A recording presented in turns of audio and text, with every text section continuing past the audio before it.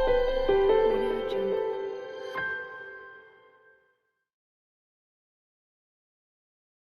Hello guys, मैं हूं Bharat sir trading academy से। वेलकम करता हूं आपका दिल से। और फ्रेंड्स, आज हम जो कॉन्सेप्ट पढ़ने वाले हैं वो है एवरेज टेक्निक। कैसे हम एज ए ट्रेडर जब हम एक ट्रेड लेते हैं तो उसे हमें एवरेज करना चाहिए।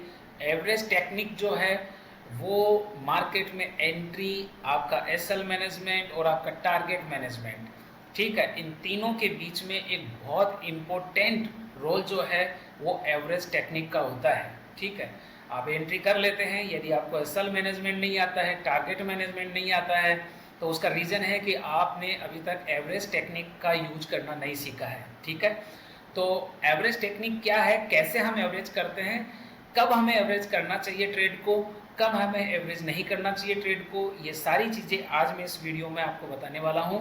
वीडियो में आगे बढ़े उससे पहले वीडियो को आप सब्सक्राइब कर लें, चैनल को सब्सक्राइब कर लें, ताकि आपको इस तरीके के बेहतरीन वीडियो आपको मिलते रहें और आप सीखते रहें।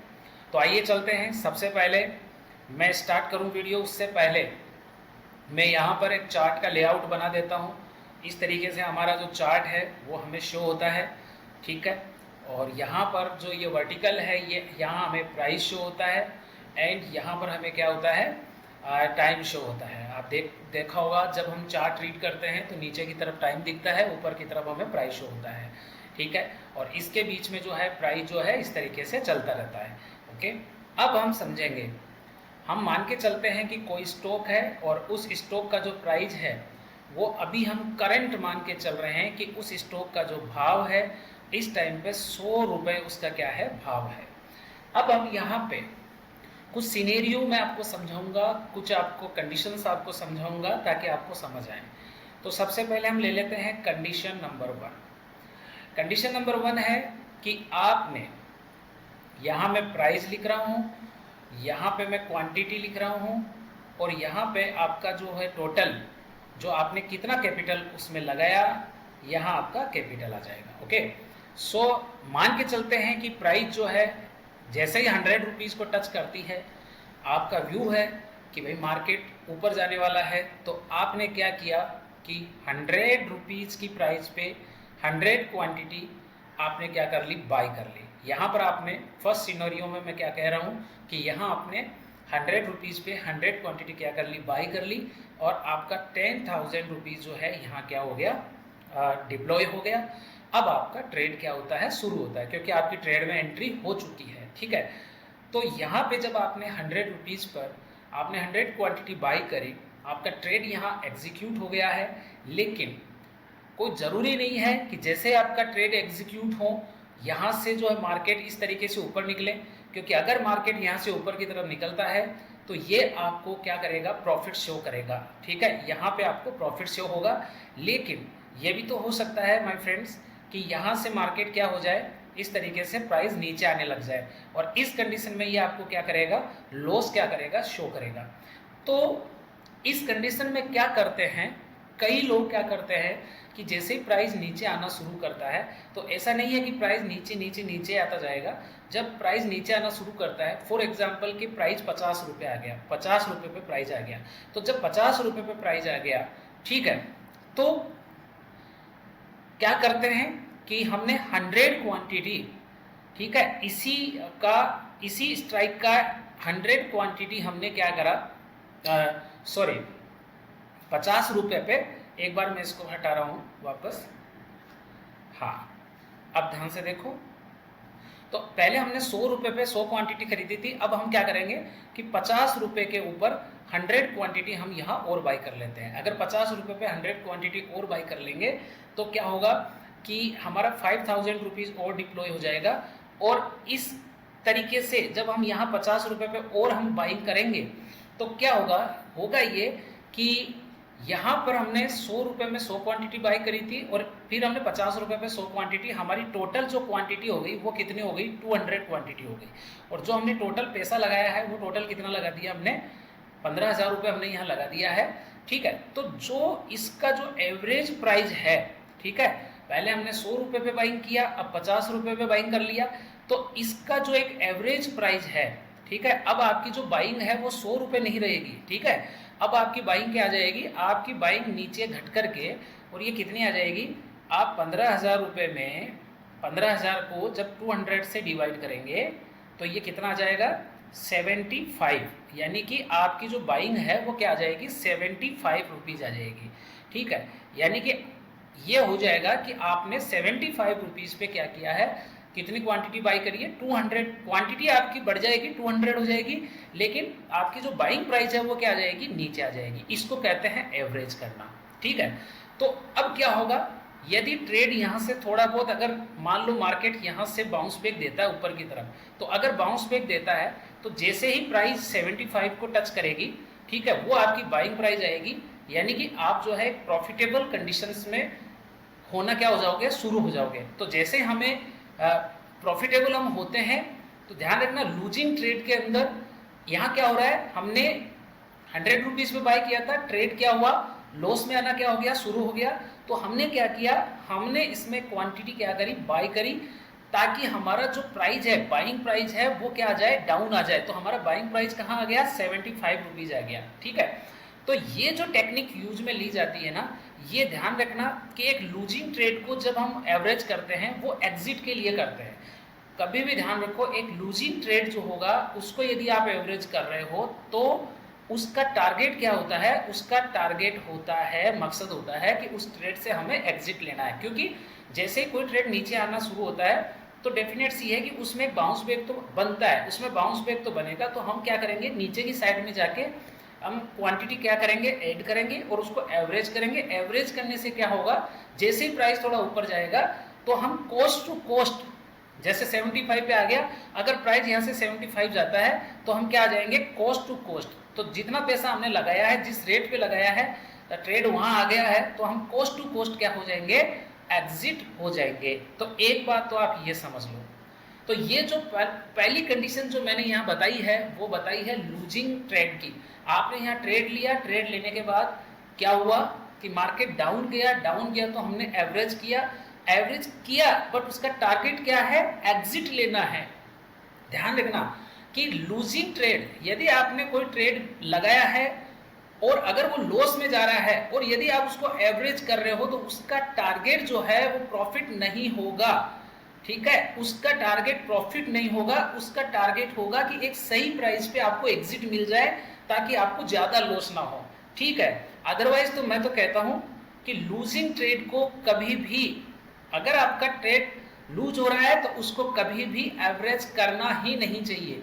एक नए ट्रेडर को कभी भी लूजिंग ट्रेड को, जिसमें उसको लॉस हो रहा है ट्रेड लेने के बाद, उसको एवरेज नहीं करना चाहिए। क्योंकि क्या होगा कि जैसे जैसे आप इसको एवरेज करते जाओगे, ठीक है, प्राइस तो क्या होता जाएगा, कम होता चला जाएगा, बट आपके पास क्वांटिटी भी धीरे धीरे क्या होती चली जाएगी, बढ़ती चली जाएगी। जिससे अगर मार्केट थोड़ा और डाउन जाता है तो आपका लॉस क्या होगा, बड़ा लॉस होगा। तो इसलिए मैं कह रहा हूं कि कभी भी लूजिंग ट्रेड को क्या ना करें, एवरेज ना करें। तो ये था हमारा फर्स्ट सिनेरियो। हाँ, हम एग्जिट के लिए कुछ क्वांटिटी ऐड कर सकते हैं, यदि हमें एग्जिट मिलता है तो ठीक है, नहीं तो हमें एसएल के ऊपर क्या करना है, निकलना है। जैसे अगर मान लो कि ये 100 का था और हमारा अगर 100 के ऊपर एसएल अगर 50 रुपए का बन रहा था तो हमें 50 रुपए तक ही हमें ट्रेड में रुकना है और उससे पहले ही हमें उसको क्या करना है, एवरेज करना है। इस बात को आप ध्यान रखें, ठीक है। एसएल हिट होता है तो हमें निकलना ही निकलना है। अब आ जाते हैं दूसरी चीज में, दूसरा सिनेरियो लेते हैं। दूसरा सिनेरियो क्या है कि प्रॉफिटेबल ट्रेड के बारे में भी हम बात करेंगे। प्रॉफिटेबल ट्रेड क्या है, मैं आपको बताऊं कि जैसे फॉर एग्जांपल के लिए ये मान लीजिए कि हमारा एक चार्ट है, ये हमारा चार्ट है और अभी प्राइस है यहाँ पर। तो प्राइस है अभी 100 रुपीज़ पे ही यहाँ पे प्राइस है, और तो यहाँ पे हमारी प्राइस, यहाँ पे हम लिखेंगे क्वांटिटी और यहाँ लिखेंगे हम डिप्लॉय, जो हमारा कैपिटल है। सी का मतलब कैपिटल हो गया। सो माय डियर, अगर प्राइस 100 रुपीज़ पे आती है तो सिनेरियो नंबर 2 है कि हमने 100 रुपीज़ पे फर्स्ट जैसे पहले किया था उसी तरीके से हमने 100 रुपीज़ पे 100 क्वांटिटी बाई करी एंड 10,000 रुपीज़ हमारा क्या हो गया, इसके अंदर कैपिटल डिप्लॉय हो गया। अब हम मान के चल रहे हैं कि भाई हमारा जो एसएल है वो 75 रुपीज़ का एसएल है, 75 पे आता है ट्रेड, तो हम इसको काट देंगे।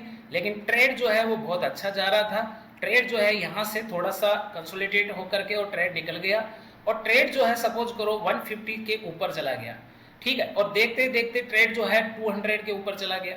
तो अब क्या होगा कि आपका ट्रेड बिल्कुल क्या हो गया है, प्रॉफिटेबल ट्रेड हो गया है, यानी आपका ट्रेड जिस डायरेक्शन में आप चाह रहे थे उस डायरेक्शन में क्या हो रहा है, ट्रेड जा रहा है। तो आप चाहेंगे यार कि ट्रेड जो है मेरी डायरेक्शन में जा रहा है, ठीक है, और मेरे पास क्वांटिटी कितनी है, 100 ही क्वांटिटी है। तो मान लो कि आपने 100 रुपीज पर 100 क्वांटिटी खरीदी थी, तो 10,000 डिप्लॉय किया था। अब आप चाहते हैं कि यार 150 के ऊपर मैं क्या कर लूं, थोड़ी सी क्वांटिटी और ऐड कर लेता हूं। तो आपने क्या किया कि 150 के ऊपर 100 क्वांटिटी और ऐड करी, तो 100 क्वांटिटी और करी तो आपने 15,000 रुपये मार्केट में और लगाया।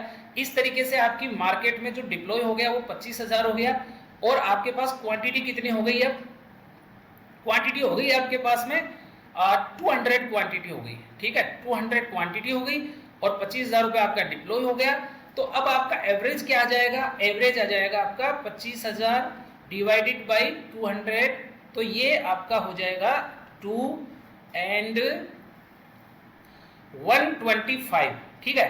सो 125 आपका क्या हो जाएगा, यहां पर 125 आपका क्या हो जाएगा, यहाँ पे एवरेज हो जाएगा। यानी कि आपने बाई कहाँ किया, आपने बाई तो किया 150 के ऊपर ऐड किया था ना, क्वांटिटी आपने 150 पे ऐड करी, लेकिन आपकी बाइंग प्राइस 100 रुपए से कितना आ जाएगी, 125 रुपए आपकी बाइंग प्राइस आ जाएगी। यानी आप हाई पे बाई कर रहे हो, लेकिन फिर भी आपको प्राइस एवरेज होकर नीचे मिल रही है। इससे क्या होगा, इससे ये होगा कि आपका प्राइस यहाँ चल रहा है, ठीक है, स्टॉक का प्राइस यहाँ चल रहा है और आपकी बाइंग प्राइस क्या है, यहाँ आ गई है, और आपकी क्वांटिटी भी क्या हो गई है, ऐड हो गई है। इससे क्या होगा, जैसे जैसे मार्केट यहाँ से ऊपर निकलेगा, ठीक है, आप क्या है और प्रॉफिटेबल होते जाओगे, क्योंकि आपकी क्वांटिटी क्या है, मार्केट में बढ़ गई है। तो इस तरीके से आज हमने जाना है कि हमें एवरेज टेक्निक का जो इस्तेमाल है, ज्यादातर जो ट्रेडर है एवरेज टेक्निक का जो इस्तेमाल करते हैं माय डियर, वो करते हैं अपने ट्रेड सेटअप के लिए, ठीक है। उनका जो ट्रेड सेटअप किस तरीके से है, उसी तरीके से इस एवरेज कॉन्सेप्ट का इस्तेमाल किया जाता है, ठीक है। और अधिकतर क्या होता है मैं आपको बता देता हूं, एवरेज आपको कब करना चाहिए, प्रॉफिटेबल ट्रेड में ही। अगर आपका ट्रेड उस डायरेक्शन में जा रहा है जिस साइड में आपने क्या किया है, उसका आकलन किया है, उसका एनालिसिस किया, आपकी डायरेक्शन में जा रहा है, तो आप अपने जो ट्रेड है उसको एक क्या कर सकते हो, प्रॉफिटेबल है तो उसे आप एवरेज कर सकते हो। ध्यान रखना कि लॉस एक बात का ध्यान रखना है कि लूजिंग ट्रेड जो भी है, अगर आपने ट्रेड लिया है और उसमें अगर लॉस हो रहा है तो उसमें आपको कभी भी एवरेज नहीं करना है, और अगर आप करते हैं तो एक सही प्राइस पे आपको क्या हो जाना है, एग्जिट हो जाना है, तो ही आप क्या रहेंगे, प्रॉफिटेबल रहेंगे। यदि आपने लूजिंग, कई लोग क्या करते हैं, क्योंकि जैसे जैसे ट्रेड लूज होता जाता है उसका प्रीमियम डाउन होता जाता है और वो एवरेज करते चले जाते हैं। इससे क्या होता है, उनके पास में क्वांटिटी जो होती है वो क्वांटिटी बहुत ज्यादा हो जाती है, ठीक है, और उस क्वांटिटी को फिर वो क्या नहीं कर पाते हैं, हैंडल नहीं कर पाते हैं, और इस कारण से उनका बहुत बड़ा लॉस हो जाता है, क्योंकि बड़ी क्वांटिटी हो जाएगी, उनका कैपिटल पूरा क्या हो जाएगा, डिप्लॉय हो जाएगा, तो उस कारण से उनका एक बड़ा लॉस क्या हो जाएगा, और अगर 10 ट्रेड में से अगर एक बड़ा लॉस हो गया ना, तो आपका पूरे 9 ट्रेड का पैसा क्या हो जाएगा, वो लेकर के चला जाएगा। So my dear, average technique का इस्तेमाल हमेशा प्रॉफिटेबल कंडीशन में करना है। जब आपका ट्रेड आपकी डायरेक्शन में हो तब आप उसको एवरेज करिए। लूजिंग ट्रेड में अगर आप एवरेज करते हैं, अगर आपको महारत है, अगर आप सही जगह एवरेज करते हैं लूजिंग ट्रेड को, तो भैया सही एग्जिट आने पर आपको क्या हो जाना है, एग्जिट हो जाना है, ठीक है। So thank you very much आज के वीडियो के लिए। फिर मिलेंगे एक नए कॉन्सेप्ट के साथ में, तब तक के लिए धन्यवाद।